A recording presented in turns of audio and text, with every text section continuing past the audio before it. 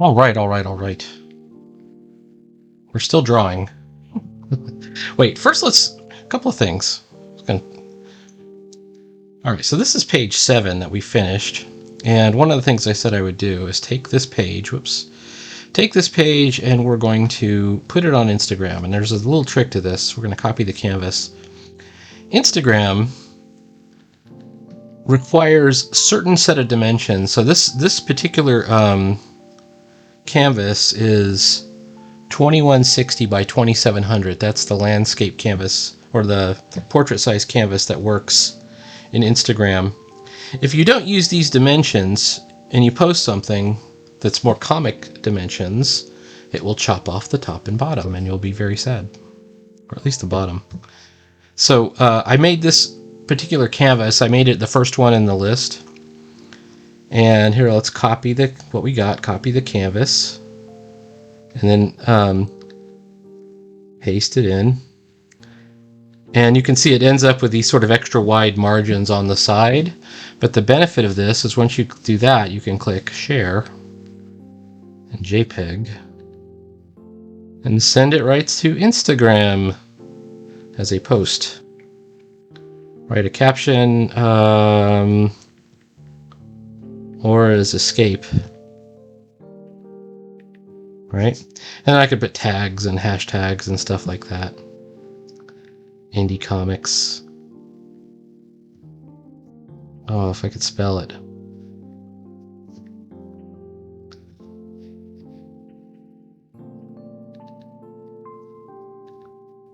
Like Corbeau. And then we share it. There we go. And then it posts. The Instagram thing it's just been on my mind lately because here's the thing. Today is 28th of December. We're about to go into 2024. I have at this point published in print for most of these. My all-time is like 800 and something pages of what I've published, and actually that counts as comics. Like I did covers and other things that I'm not counting. I think it's probably at least 500 or 600 pages that were actual just comics. And to me, my goal is 1,000 pages, and I'm counting things like my Kubert school assignments and other things as pages that I've done, even though they're not really pages that I'll ever publish. And I started thinking about the only success I've really had with comics. By the way, none of this is going to stop me from making comics. The real success I've had in comics has been on Instagram when I switched to sort of a daily or that's more like a weekly format where anytime you're looking at a comic that I'm doing, this will go up and maybe the next page will be 4 or 5 days later or whatever else. And I'm wondering if that's maybe a format that I should just switch to and sort of not worry about the printing. I'm going to get some other things printed, finish what I've got. Where is my technical pen? The issue is, for the compilations, for the anthologies, it works best if everybody else wants to publish too. And the thing is, I think what people find out is that it's a lot of work. It's a lot of work and they're not able to do it, or they'll,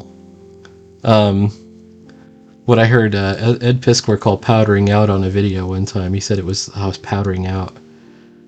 Powdering out's pretty common, where you just sort of lose the will to do it, and happens to everybody. Especially happens to new people. They sort of get really ambitious at the beginning, like this is going to be a 200-pager. This is going to be my graphic novel. It's going to tell everything.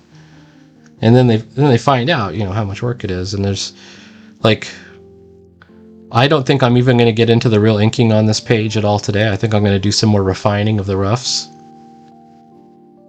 And that's 2 whole days. And then as far as inking goes, I know I'm probably going to spend at least a couple of days on just this panel in the middle. I might be able to get through some of the other ones fairly quickly. However, over on Instagram, it works. It seems to work. I get no traction on Twitter, or X as it's now called. I get no real traction anywhere else. Now, part of this is also I am admittedly an amateur cartoonist. I'm not that good, and that's true. And you could say, oh, well, there's Webtoon and Tapas, and there's other options too. Sideburns has been quite good with Comic Fury. Has its own URL, ducklingstar.thecomicseries.com. Very excited for him, and I'm thinking about maybe I should do something like that, but there's nothing that would stop me from doing that if I continue along with what I'm doing with my one-pagers. Now I've talked to him about this, and he in concept, his comic is a manga. It is an Australian manga, right? And let's see, where am I?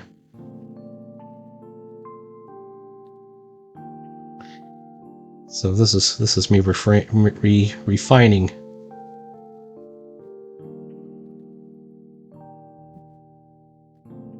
So if you don't understand manga, they're not put out as floppies, right? And or which are the sort of magazine format. And by the way, there is no Western comics anymore. There is no US comics industry anymore. I know there's a thing that's calling itself that. It doesn't really exist. You're gonna have to count it out, because first of all, the mainstream comics are not very mainstream. The subject matter is not there for entertainment. It's not very good. And the comic shops that exist today don't really exist to sell comics for the most part. They sell other stuff. There is a comic shop that I go to, and I buy back issues there. It's the only thing I get there. And there's nothing that I would want from one of these things. But I do like looking at comics. I do like reading comics, you know. I've been a huge supporter of, you might say crowdfunding is the answer. I don't think it is. I think the crowdfunding bubble has burst, my friend.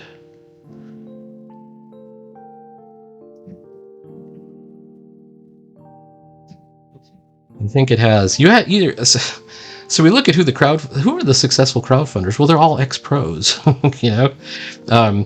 And we won't even start with the Comicsgate stuff. You know, Ethan Van Sciver is a pro comic guy. Shane Davis is a pro comic guy. Chuck Dixon is a pro comic guy. They happen to be making indie comics now. Mike Barron, you know, who I quite like.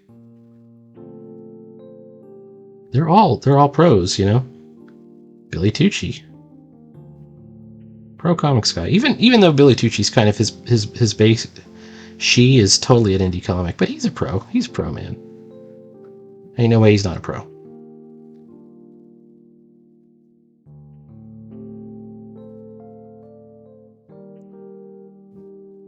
And I haven't really liked comics for over 30 years that are in the mainstream. Like,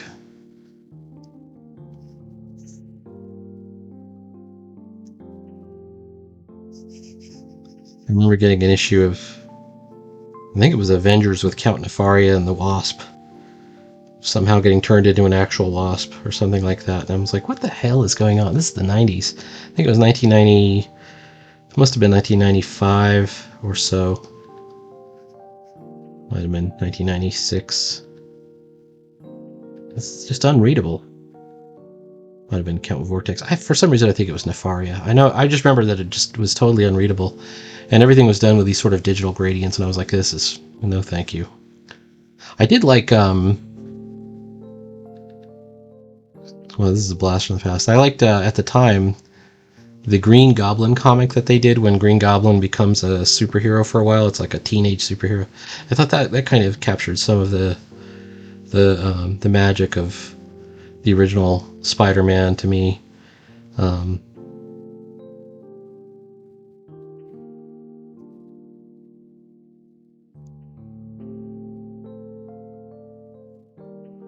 Tom DeFalco was the writer on that. And the Amalgam series was a lot of fun at the time, as I recall. But other than those, what I liked was Teenage Mutant Ninja Turtles, stuff like that. I certainly have plenty of comics that I like and that I love. I especially love the Silver Age and the Bronze Age. All right, let's see if we can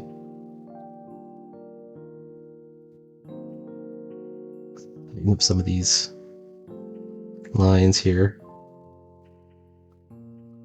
But there is that sort of sinking realization that, it's never going to be that year again. We're never going to go back to 1987, going to the comic shop. It's just not happening. And that's just reality, there's nothing you can do about that. We could blame that on anything you might want to blame it on, but I'm not going to blame it on anything other than it's just not that year again. But that doesn't mean that comics as a format is not still awesome, because it is. I think there's a lot of jealousy. There's a lot of poor people trying to make money in comics, which is already a crushed, like, even at its best, it was a really grueling industry. And then we've got, people jealously looking on as, somebody pulls in a 100K on a crowdfunder, and what you don't realize is, this might actually even be good comics, but this is really merch for that guy's YouTube channel. If you run a popular YouTube show, you have tons of fans, and you're having your comics assembled by a team of ex-professionals. I don't know. I mean, I don't know. I'm gonna let it go with that, because the point is not to be jealous. I think it's great that they're making comics. It's just not. It's like comics in the style of stuff I don't like. Anyway. So what then? Where does that leave us? It's never going to be 1939 again, right? So the comics craze isn't happening ever again. That's not going to be a thing. It's not Japan. We don't live in Japan where there actually is a sane, healthy fandom, a sort of respect for creativity. We don't have that. We have something else. What we have is fandom, which is different than being a fan. What we have is cosplayers. What we have is gigantic media conglomerates that are kind of in charge of things like conventions and, Comic-Con, etc. And then eyeing hungrily from the shadows of these big conventions are political people that see, oh, look at all the people attending San Diego Comic-Con. We should have them, become voters for us, So it gets really kind of creepy after a while. And so suddenly these new faces are being hired, and the stories all suddenly take on a certain tone, and it becomes a thing. But I'm not saying that it shouldn't. I think that there should be fun comics still. Comics should be fun. All right, let's get this.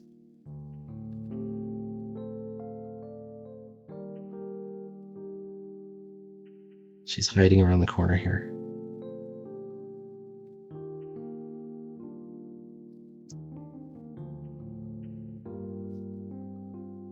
I think. How would you do that? I think maybe it's her arm is this way?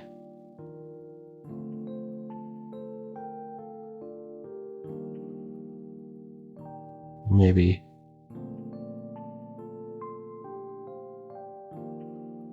She really is behind. I think it's closer to that right there.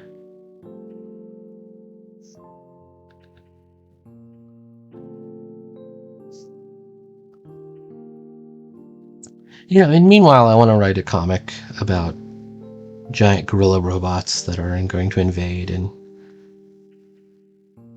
doing my thing. I did have the idea. I found out yesterday a couple of interesting things about things that are, I've done a lot of stuff with public domain characters or characters that were inspired by the public domain, which I think is the safest way to use them.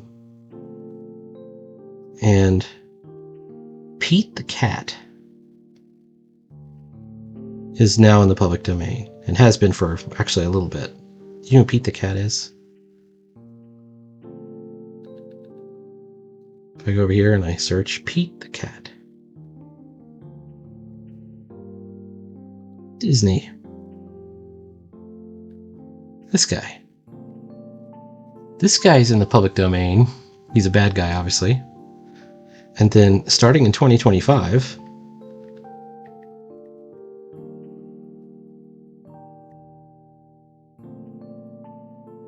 Oswald the Lucky Rabbit is in the public domain.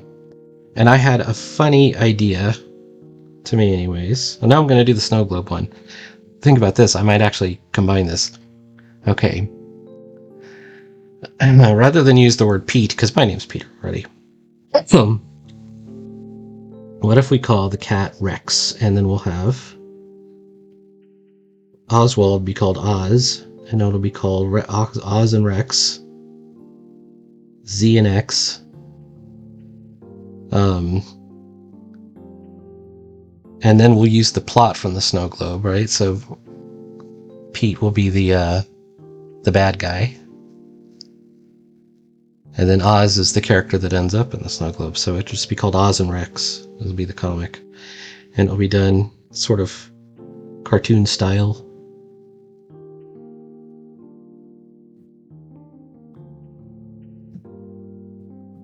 I think that might be fun.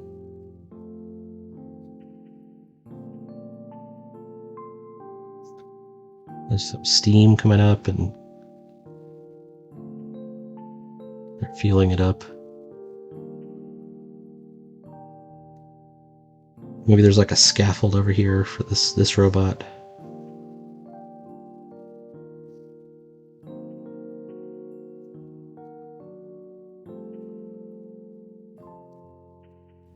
So that's an idea I had, like maybe switching over to Instagram. That's kind of where I've already been kind of focused anyways. It will involve zero change for me. Although I might be a little bit more deliberate about getting my stuff onto one of the online platforms. Probably not Webtoons, possibly Comics Fury. That's a rigged system though too. Like Webtoon especially is pretty rigged.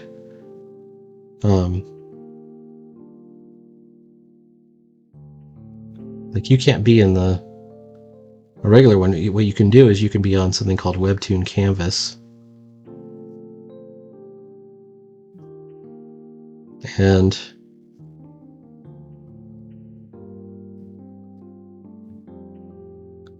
nobody's ever gonna, it's buried. Nobody's ever gonna find it. So, well, I mean, that's up to you. You've got to be the one that does all your own advertising and shares links and all that stuff. But you could do that anywhere. You don't need Webtoon Canvas for it.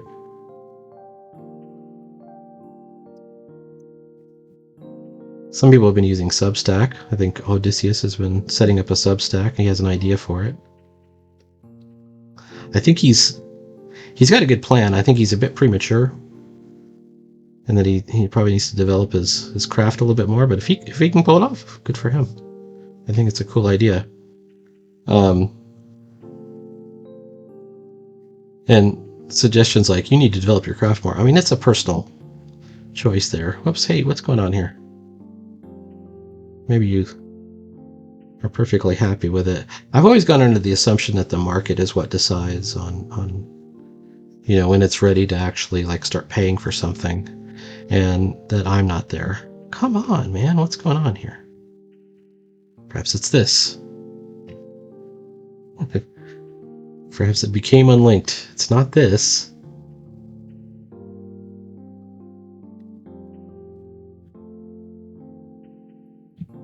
Oh, I know what it is. I need to replace the silicone tip because it's coming. Once it starts getting loose like that, it starts to, as you're drawing, it just starts to loosen up. This is actually the third tip that I bought for this pencil since 2019, and the first one I actually wore through. There's metal inside, and I wore through the metal on the inside. I was like, why does it feel so scratchy? Oh crap!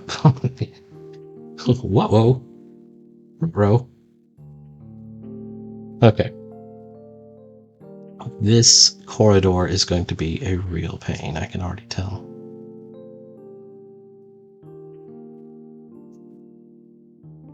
Alright, now as far as these monkeys go, did you know these are monkeys? Let's make them more monkey-like.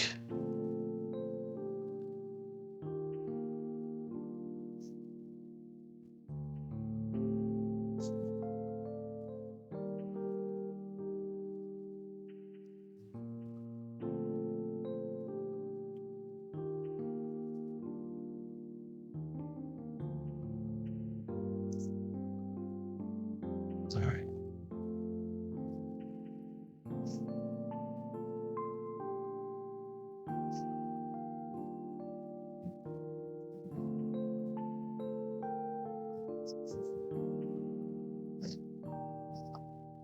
Alright, we're starting to get somewhere with this.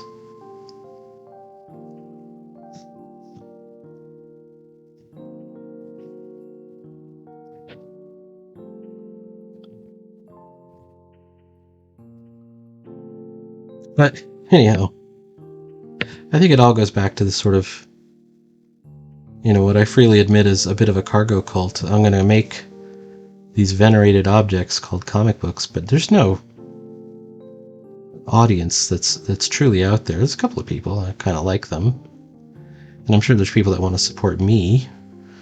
But that's not the point, is it? My point is just to entertain and to tell my stories.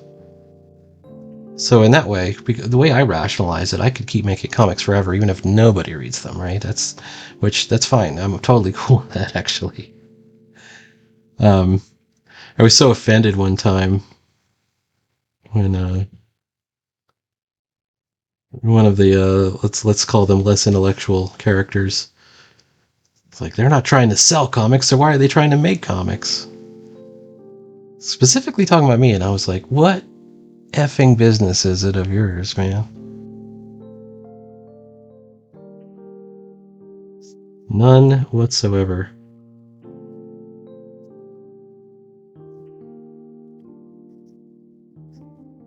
Dude's probably just jealous of my ability to finish things. Alright, here we go. There's a monkey. By the way, none of this is, of course, finished artwork. Of course, this is all roughs. We're going to be inking over the top of it. So it's okay to leave preliminary lines. Things like that.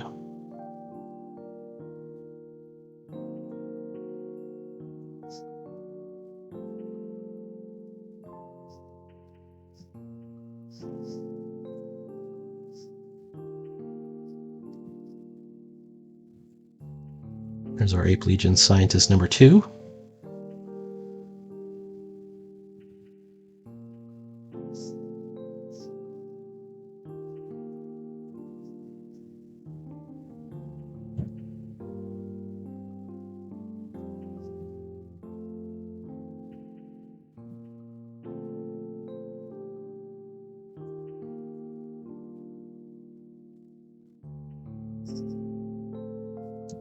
We have to make his head a little bit smaller. I think I've gotten the heads just a bit out of proportion. I think that's just a natural tendency I have that I've got to overcome somehow.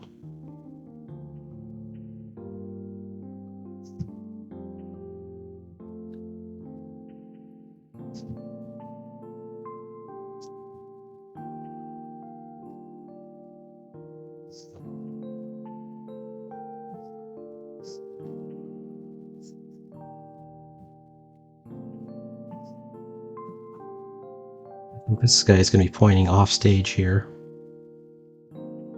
because they're going to be talking about where Corbeau is, and that's how she knows what's going on. So, once again, the pointing finger, it becomes like a literal clue to the audience, the reader.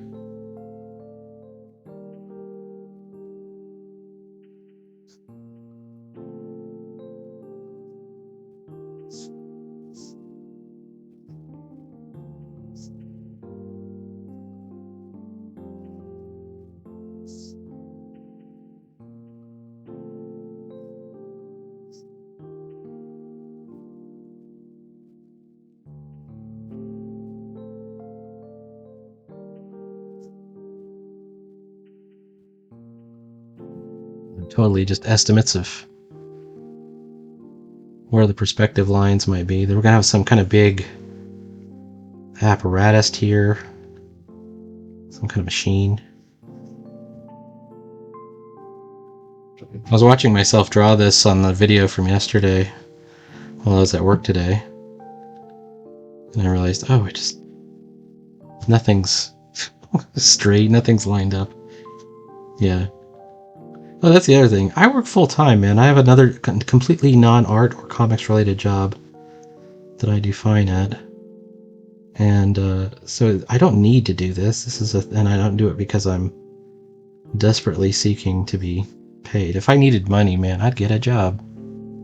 So that's what I have, a job.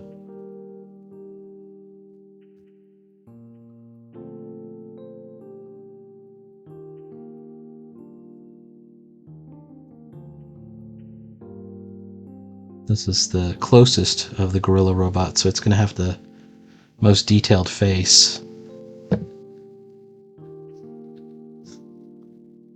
Alright. I think we've gotten some refinement. I don't think I'm done refining. I think I'm going to continue refining for probably another whole video before this thing gets launched. Alright, let's see.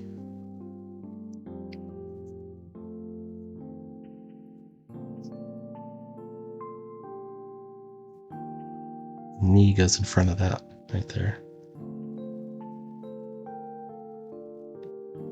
And my original plan for this page was to really focus on a portal down here. I think we're just going to leave this as some kind of technological detail. We won't really explain what it is. We'll show it in another panel.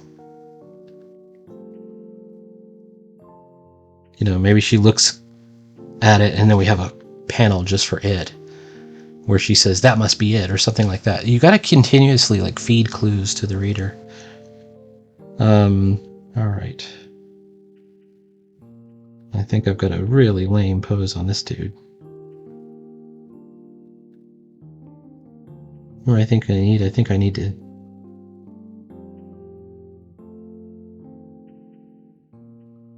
push him a little bit forward.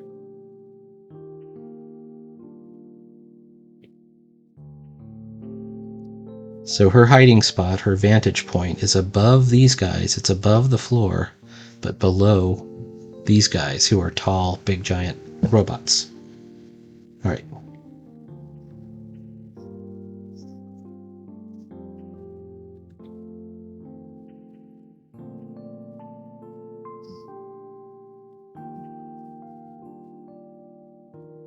Yeah. So maybe Oz and Rex will be a thing. Oz and Rex in the Snow Globe adventure. Something like that. And I'll have to rework the plot a little bit. So that... Well, I've already got Comet the Duck, right? Who's my duck character. Oz is supposed to be a rabbit. Rex is a cat. The genie has to be either just a genie like the genie from Aladdin, or... You know, maybe we'll make the genie into something weird like a bird, or, you know, like a... something, you know. What animal would a genie be? Well, what would you make the animal? Camel would be fun. Alfred says a camel. A camel. A camel genie, that might be a good idea.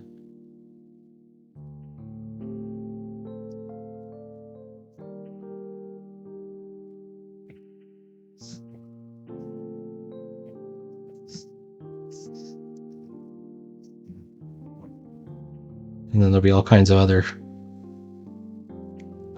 characters and creatures. There's, it's going to be a snowy world inside the snow globe, so there might be penguins, polar bears, or a white tiger character, or a fox.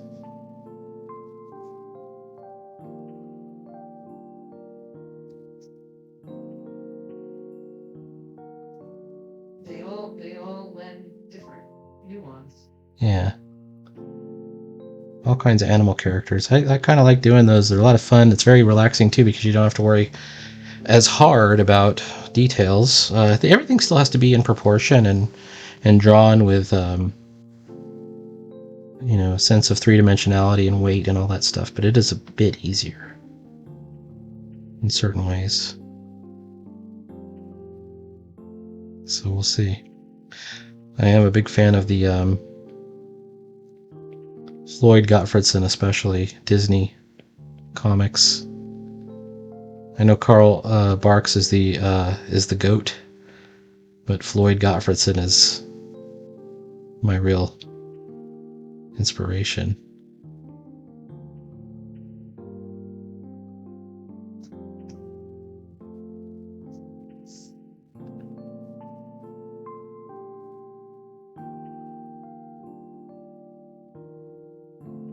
All right, here we go.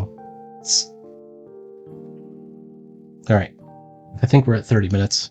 Let's go ahead and say that we're done for right now. We've got it more refined than it was. I think by next episode we should get some text on here, and then we will kick it off. And if you, whoops, let's take that off. I've got my panels already laid out, so everything's all good. All right. Talk to you later. Bye.